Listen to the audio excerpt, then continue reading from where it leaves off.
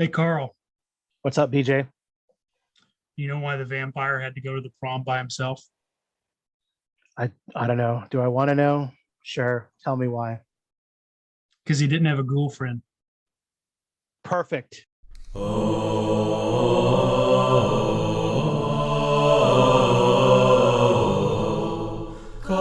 Rodriguez is the GMologist, GM extraordinaire, the GMologist.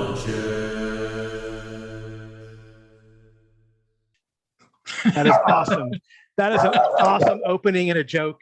You're clearly your dog did not like that joke or is laughing. It's a dog. Maybe, laughing. yeah.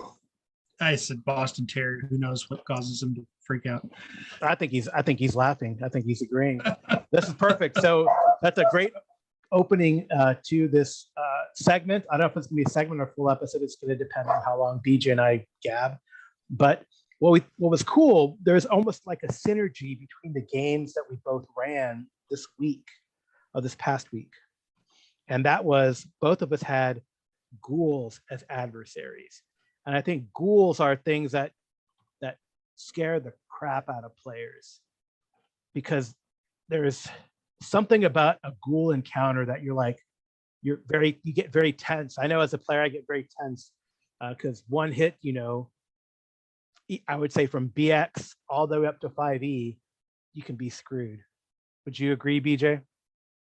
Yeah, yeah. I mean, that paralysis. That's the main thing, the paralysis, right? The disease, the paralysis. One hit and you're stuck. So maybe set up let's go from BX/OSC, right? So let's set up what happened in your game. You can introduce the game for the listeners too, right? So we're running a Village of Hamlet, so using old school essentials. I've adapted to old school essentials. And while exploring a dungeon, the party stumbles onto a pack of ghouls. Kind of think you guys were headed down kind of a narrow shaft into this crypt, and you kind of popped out. And as soon as the first person in the party kind of popped out into the crypt, there was a pack of ghouls already there. You just happened to. There were two or three ways into the to ultimately get into that room, and you just happened to come into the one where the ghouls were already right there. So we had to roll for surprise. We rolled for surprise. Neither party was surprised. So first, was it your retainer? Was a little yeah, it was our thief. our gnome thief that we have as a Narfalin. henchman, Narfalin. Yeah, he pops out. He pops out a hole in the wall. He looks over. Four ghouls turn around and look at him and hiss. And then it's initiative time, and the ghouls won initiative. And fortunately for the party, Narfalin was the only one in the room, so the first one ran up and got him and paralyzed him. But then the guy behind him was able to grab him and drag him back. Yeah, I think we actually won initiative, and when Narfalin retreated, because that's what he did, because he probably said, "Oh F," at least that's what I thought in my mind. And he fell back, but he didn't get far enough because those little gnome legs, and the ghoul caught up and grabbed him. And I think we were lucky that we won initiative again. And, right. And we were also in a hallway, so we're like in a narrow passage. They couldn't surround you. But so you guys got initiative, and then the cleric was able to turn all of them. That's the dude. He is the cleric with his holding his holy bowling ball in one hand and the great leaf in the other. Back foul fiends. But I think that's typical of ghouls are not physically that resilient. Maybe for first level characters are tough, but once you get a couple levels on you, at least in old D&D, they're physically not that tough. But if they get the drop on you and surround you, and it escalates, because if they paralyze one party member, they don't fall on that party member. The strategy of ghouls is to paralyze everybody and then come back and eat them, have a feast.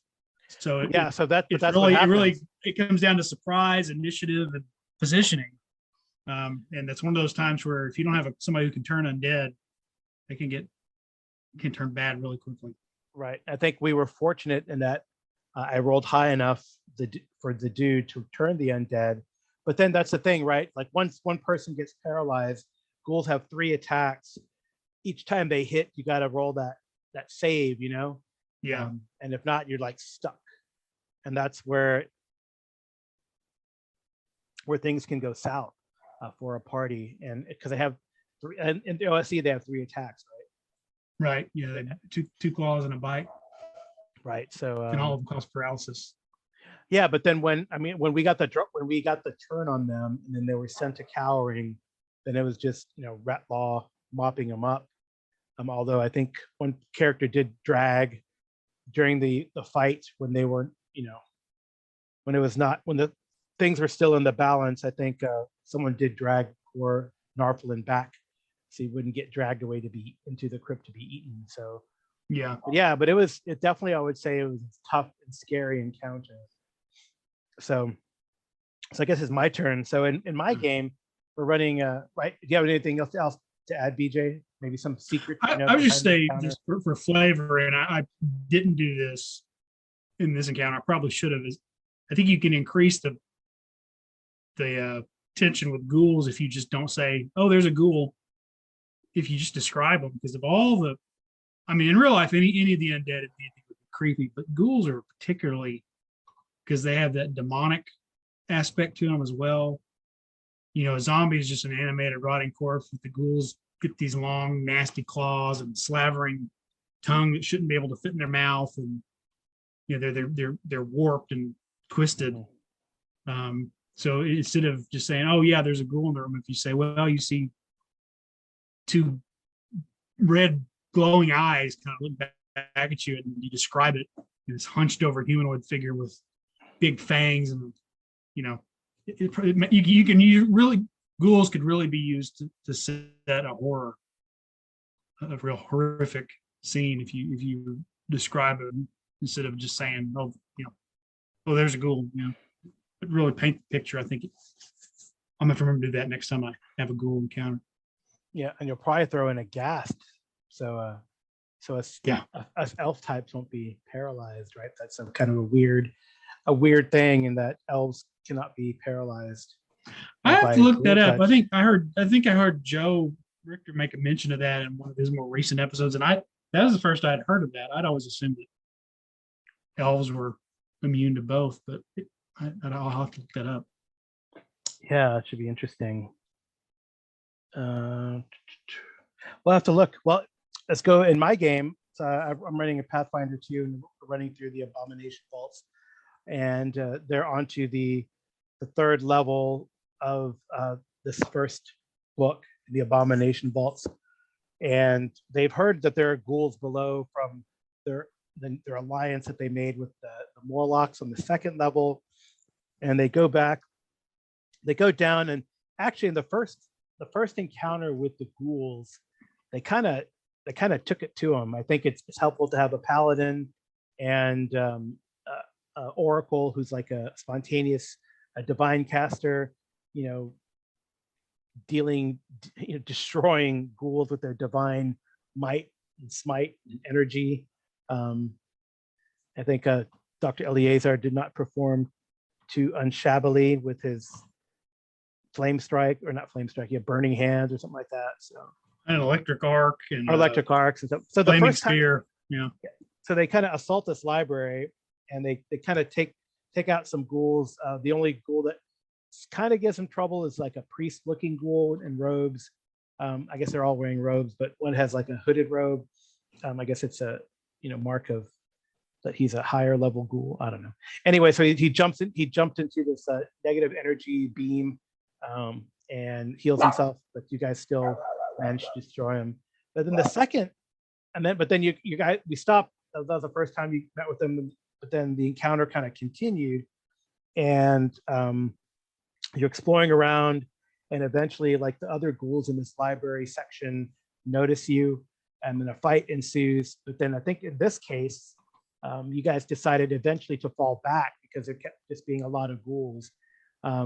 So some of the kind of regular ghouls came out and these didn't seem to be a problem. But the spell casting ghouls and a more advanced, like a leader type ghoul came out, and I think what I had fun doing is I had the leader ghoul was able to like heal himself by eating raw flesh, and he had like a thing of raw flesh in his belt, and he actually fell back instead of fighting, seeing that it was a bad situation, kind of through the less advanced ghouls in the way, so you guys could destroy him.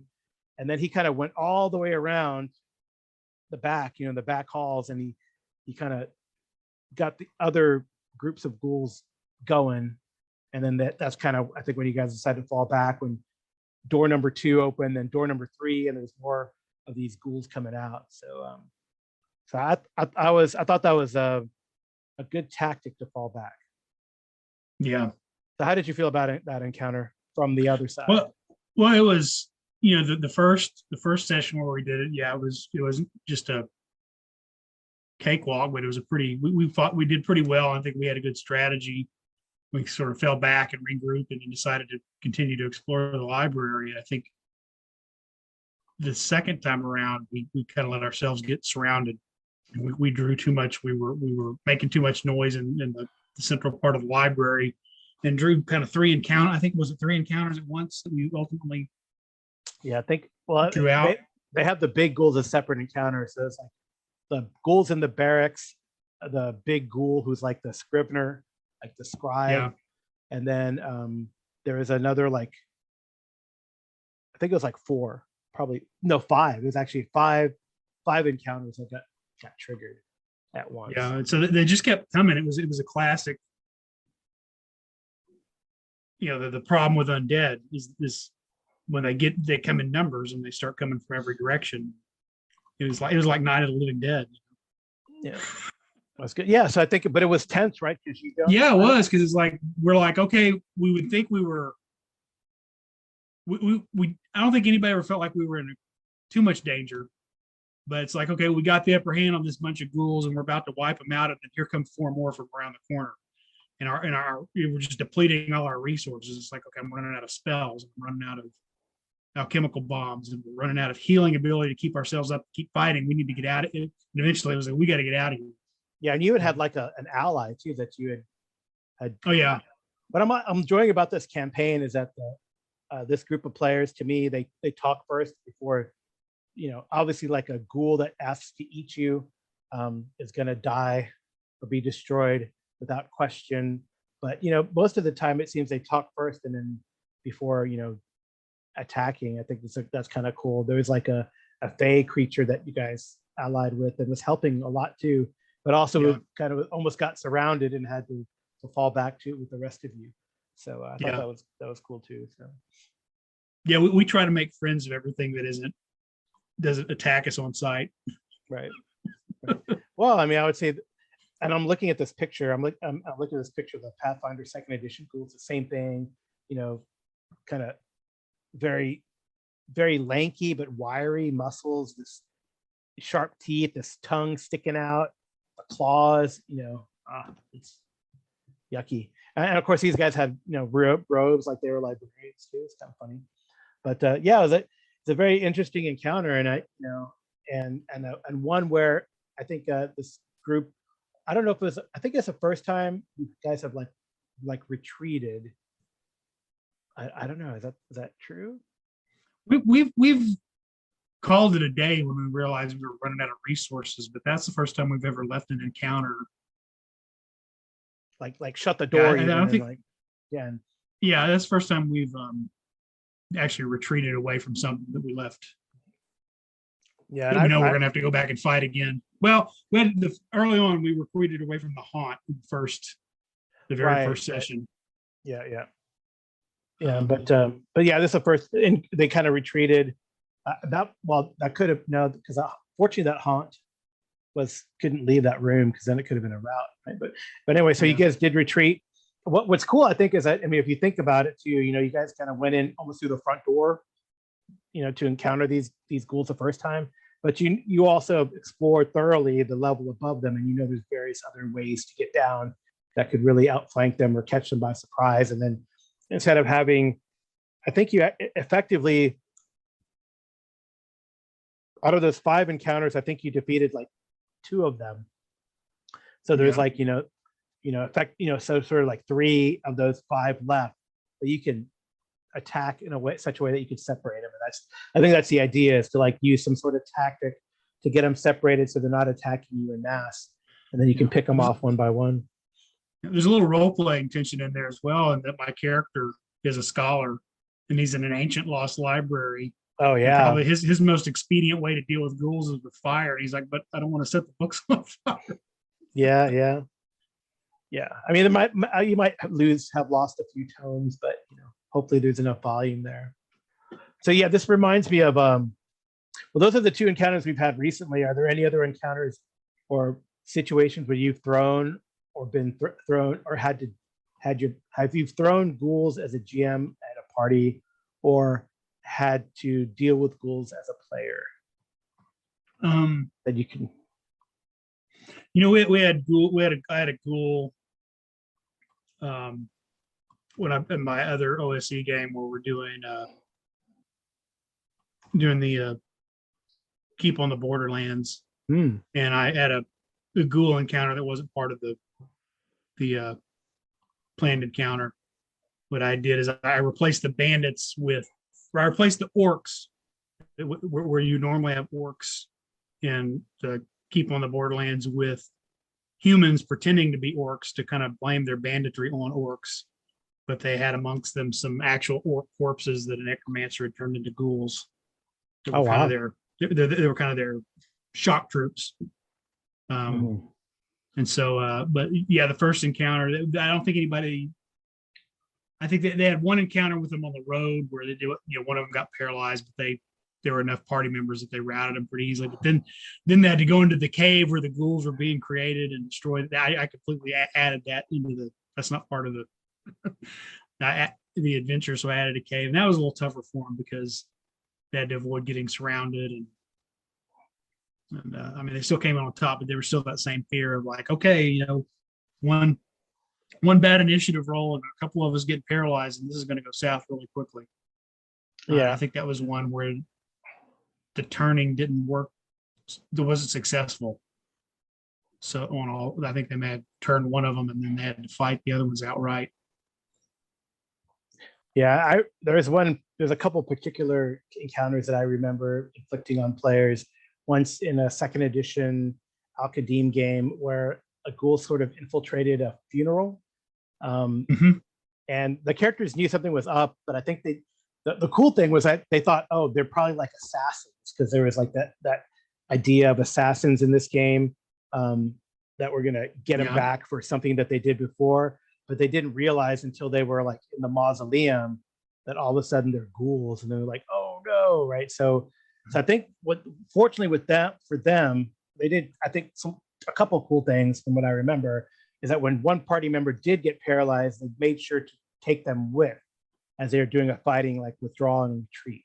And then they were able to kite them, use magic and arrows or whatever to kind of avoid the melee and deal with them, which was successful. But I thought it was, it totally creeped them out that these ghouls were here at this funeral.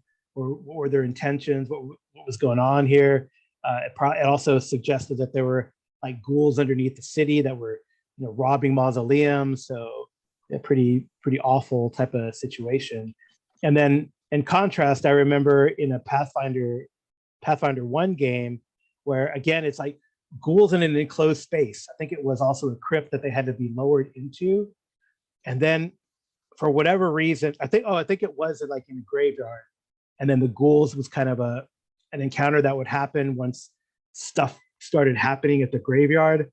And then unfortunately, like when they had to fight their way out of the pit, because then the ghouls would start jumping down and trying to attack them in this pit or in this thing that they're investigating, pit or well, I can't remember. But then one guy got paralyzed. But then what the players did is, and I think this guy was mad for a little bit, but the players, what they did is they kind of left the guy there. So the ghouls decided to just eat the guy, eat the player character, and the other guys got away. And player character was upset for a little bit and then made a new character. But is because it's what happened. You get paralyzed, right? That's I think the scariest thing about the ghoul, at least in so far up to what third edition 3.5 so far, right? That they paralyze you, and then Yeah. you're effed, right? You're Yeah. That's I was gonna little sidebar. It's interesting that you mentioned using ghouls in Al Qadim, because ghouls in real world mythology are originated in Arabian mythology, so they'd be very fitting for particularly for Al Qadim or another, Arabian Nights or right. similarly themed. I don't know. Have you ever read? There's a novel called Throne of the Crescent Moon by Saladin Ahmed, and I don't know. I think he may have finally put out a sequel. It was a long time, but it's a fantasy novel, but it's set in a world that's very much based on a caliphate type setting, and the heroes are all various forms of magic wielding heroes, but they're fighting ghouls. I mean, it's the whole thing. They're just different variations of ghouls. That's cool. Yeah, it looks really cool. I don't know. I don't think I've read this one. But that's kind of neat. I'm glad they have another one. Yeah. I know there's definitely been books that I've read that you're like, oh, is there going to be a sequel? And it hasn't come out or never comes out or whatever. Oh, it's called The 1001 is the next one. So neat. Yeah. That looks really cool. I'll definitely check that out. So what's interesting Yeah, is like they also have a variation of the ghoul in Al Qadim, and I guess this is maybe mythological. Like an undead genie becomes a ghoul, right? It's GHU with the little hat on the top L, right? So there's like these, which is kind of interesting too, right? That they even have like genies that have succumbed to. Yeah, well, I think ghoul, or maybe it's translates into demon. That's where Razagul gets his name, the head of the demon, or the demon's head. Right, son of the demon. Right. Mm-hmm. Yeah, that's actually a really good graphic novel, by the way. As a comic book aside, son of the demon is pretty neat. Yeah, and they kind of the first Christian Bale, right? They kind of had that idea. The son of the demon graphic novel was definitely, I would say, inspirational. Part of from that because of Ra's al Ghul's daughter and the relationship that he Batman has with her. So yeah. Well, so so that kind of it's interesting because you bring up we're just very natural at these segues, BJ.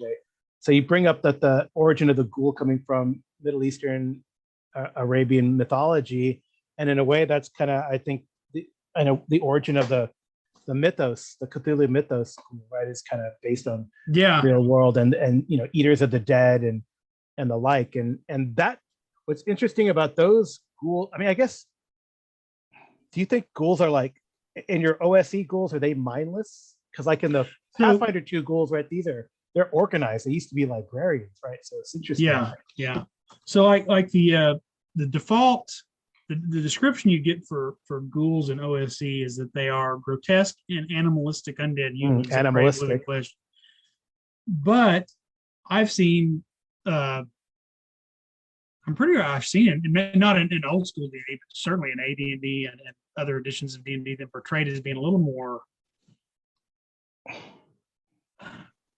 not unintelligent. It's just they're driven by the savage bloodlust and hunger. I know in 5e they've got an intelligence of 7, which is still, it's above animal level intelligence. They're not, they're still going to be kind of driven by instinct and passion. They're driven with this insatiable hunger. Right. But, but the mythos ghoul seems more sophisticated, right? I mean, you have right. So the default model. Yeah, I was going to say, when I ran them for Hamlet, it's a Greyhawk, so I just used them the way they were described in D&D. But my homebrew setting, I treat them more as like they're a corpse that's been possessed by a demon. And so they are intelligent, but they're that ravenous nature that sort of makes them so ferocious and savage is because it's a demon. They've just possessed a corpse. Whereas a zombie is just an animated corpse, an unintelligent animated corpse. A ghoul has a, an intelligence there, but it's a very hateful, spiteful, kill, destroy, and eat, gluttonous kind of intelligence. Yeah, it's really interesting, and I think they have kind of done that, not with the way you describe, more sort of I don't know. I'll have to, maybe we'll see. But so in AD&D, there's like one of my favorite adventures from Dungeon Magazine. It's in Dungeon 70, and I think they take this inspiration from the sort of organized mythos school. Some of the things that you said about making a ghoul possessed by a demon, so it has more intelligence and not just cunning and animal instinct. And Wolfgang Bauer created this Kingdom of the Ghouls, where adventure, which is an adventure for 5 to 8 characters, levels 9 to 15, and it takes place in the Underdark. It has one of those awesome like Underdark maps, like you have in Descent into the Depths, like hex maps with little lines that go to these locations. But But it's interesting. They call these powerful, hungry creatures that step from the portal, from a dark plane, from the negative material plane. But you could make it, the abyss or whatever.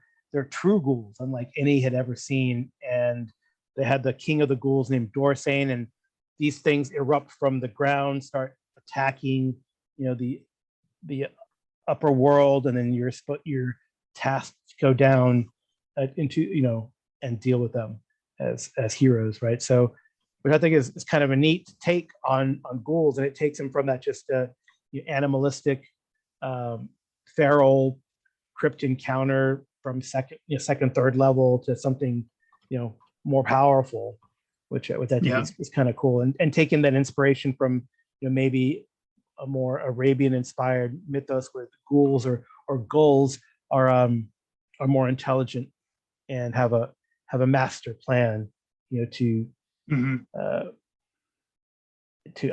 create more of their kind, destroy the living, etc. I mean, I think they're still probably definitely driven by hunger. That might be the ultimate goal, but they capture the surface world, capture their enemies, and then eat them, I guess. Yeah. The ultimate hunger. I like the idea. I like the idea that ghouls are not a part. My thing when D&D tries to have a version of everything from mythology and folklore that it can find, and then it tries to then create some original monsters as well. And then they all exist in a world, and you kind of have to not think about too much on any kind of logical consistency about why they're all there. Because you're like, well, why? Like mummies. Mummies are there because they're horror monsters, horror movie monsters. Yeah. They're really odd ducks when it comes to all the other kind of undead you see in D&D. But I kind of like ghouls being kind of their own thing. Whereas, you've got animated corpses.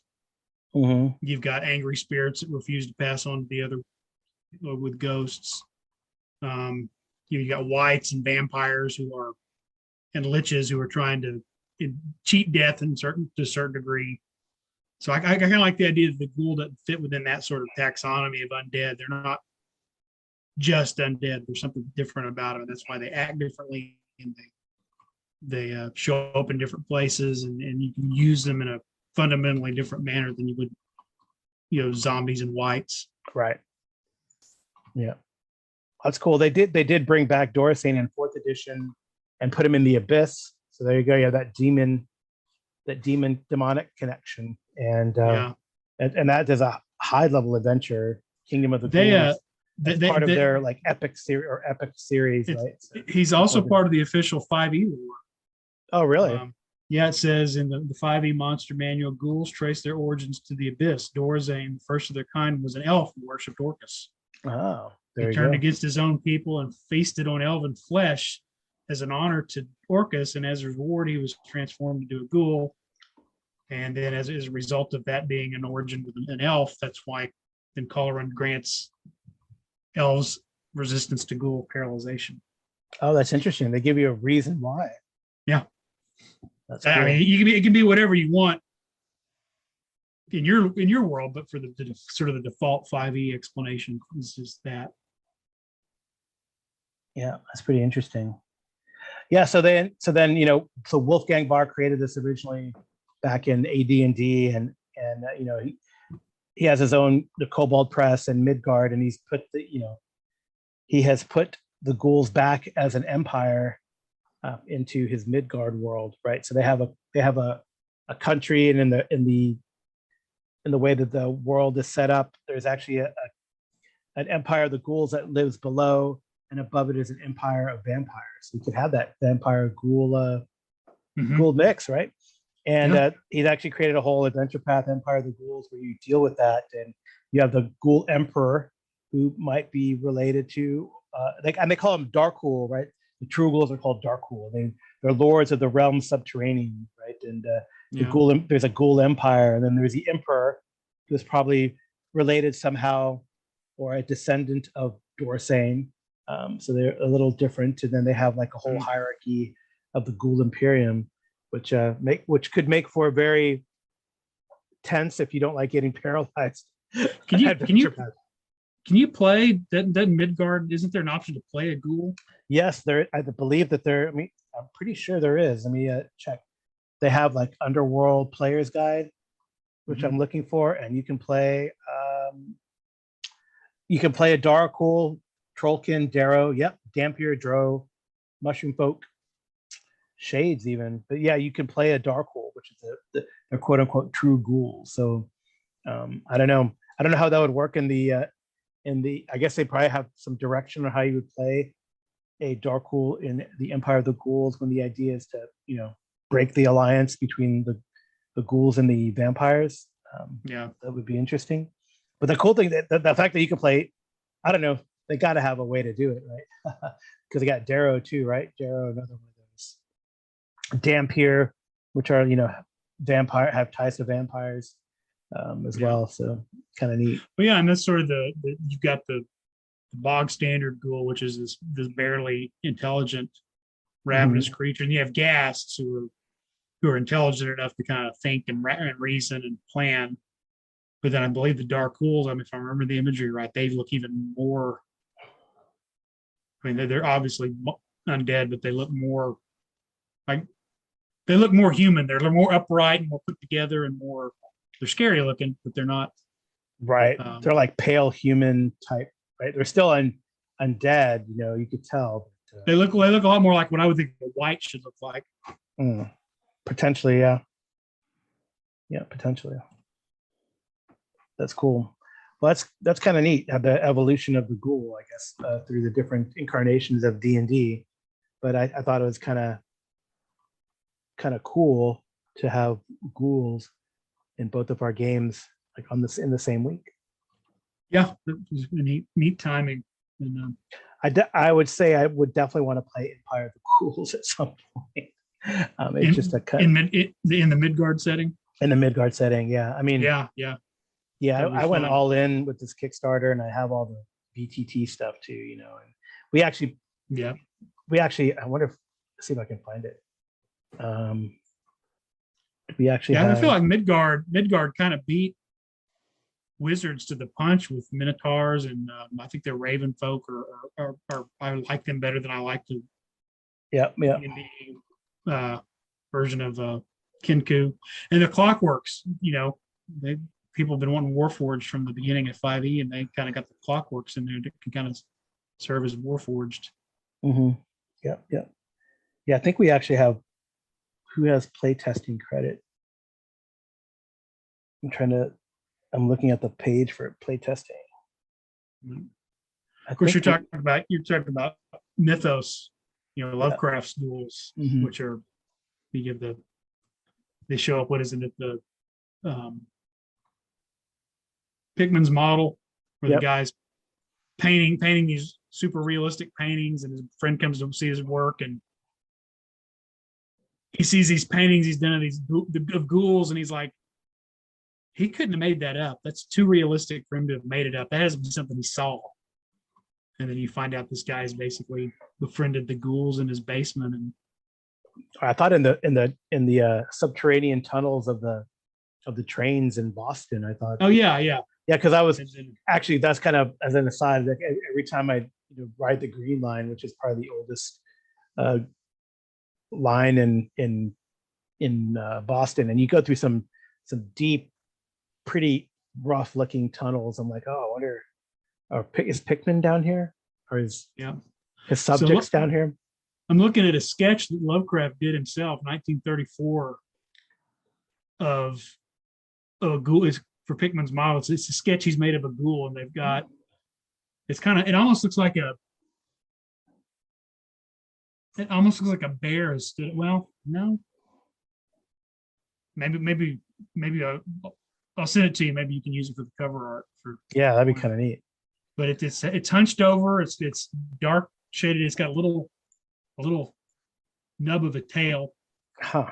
Um, But more yeah. animal-like than anything, though. Right? yeah, more tusks and it looks like some kind of a beast man. Hmm.